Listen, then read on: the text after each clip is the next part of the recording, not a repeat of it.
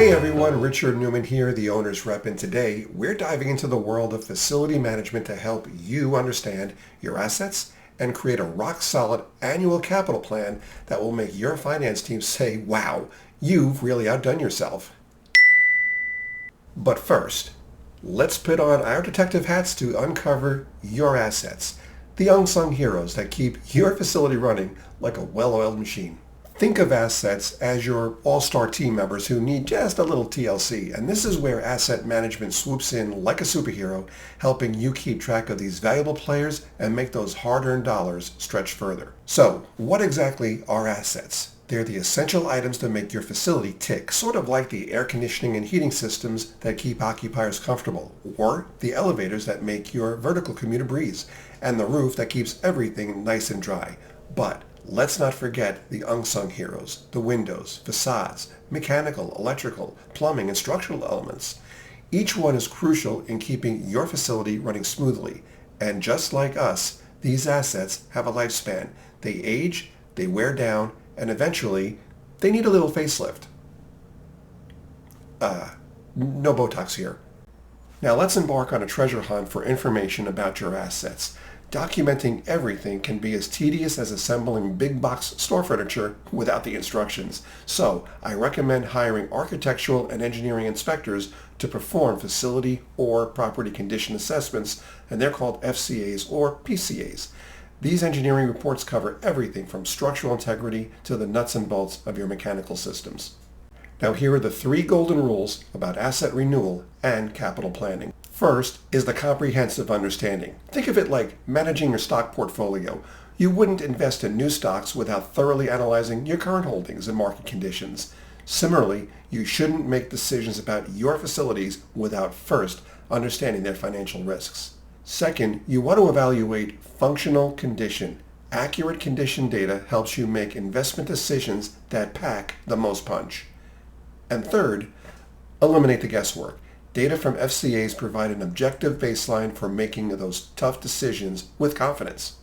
Gathering all this data can feel, well, kind of like herding cats. You know what that's all about, so consider professional engineering help. FCA pros provide detailed reports on asset condition, lifespan, replacement costs, and actionable recommendation.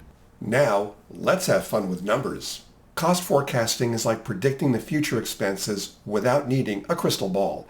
And by analyzing historical data, maintenance records, and industry benchmarks, you can estimate asset lifespans and budget for replacements proactively. I've included a spreadsheet just below to help you get started with asset inventory and forecasting.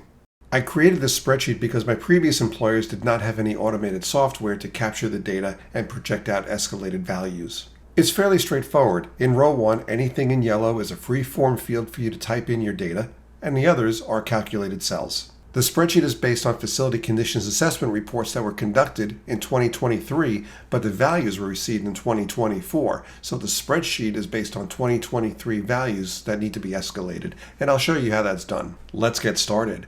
Column A is the address. If you have multiple buildings, type in the address. Likewise with column B, you'll put the floor that the asset is located in. Column C is location. Be descriptive. Where is the asset located? Is it in the mechanical room? Is it the exterior wall or the building interior or a specific room number? Column D is the actual asset from your FCA report. If you have model numbers, list those as well.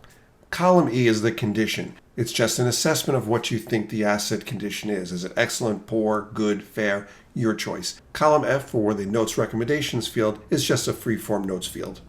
Column G, or the projected replacement year, is the year that you think that asset needs to be replaced. It's currently red because there's no data. I'm going to put a fictitious year in, 2030, has 7 years left in column H, and let's say 2035 for the air handler. For quantity of boilers, I'm going to put 1 boiler, and let's say 2 air handlers, and then the measure is each and each. Column L, or hard cost expenditure, is just a calculation of the unit cost and the quantity.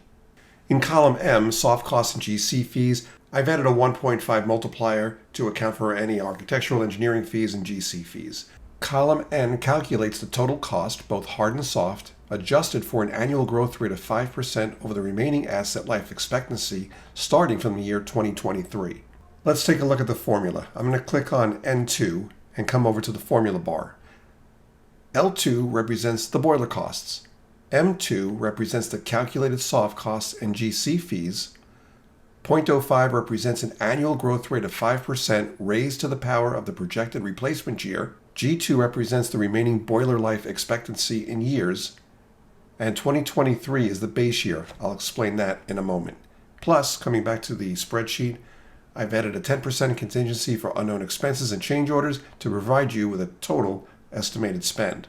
A little more on the base year. The base year 2023 is when my FCA was conducted and the costs reflect 2023 values. Since it's 2024, my spreadsheet escalates those costs one additional year. If your capital plan exercise and cost data is provided in the same or current year, update the spreadsheet as follows. I'm going to come over to column H. Just going to update the tag to make it current to 2024. I'm going to click on the formula, change it to 2024, and drag it down so it captures all the other cells. Come over to column K, change the tag, 2024. And I'm going to come over to column N. I'm going to change the tag and change the formula. So over here on the end, 2024. I'm going to drag it down. And now I'm ready for cost starting in 2024. And finally, the asset renewal phase. That's an exercise that you'll need to do to figure out how can I group my projects together to make the most sense. And from here, you can create pivot tables and slice and dice the information any way that you see fit. Congratulations, Facility Financial Wizards. You've cracked the code of asset capture and cost forecasting, securing your facility's long-term health and future. Here are 4 more pro tips to help make capital planning a breeze. First, start small. Focus on a specific area or asset category. Second, embrace technology. Use asset management software to make your life easier. 3, train your team and empower your staff to be asset management superheroes. And 4, regularly review and update. Stay vigilant because asset management is an ongoing process. Remember, knowledge is power, and by taking control of your assets, you're taking control of your facility's financial destiny. Now go out there and capture those assets. I'm Richard Newman, the owner's rep. Thanks for watching.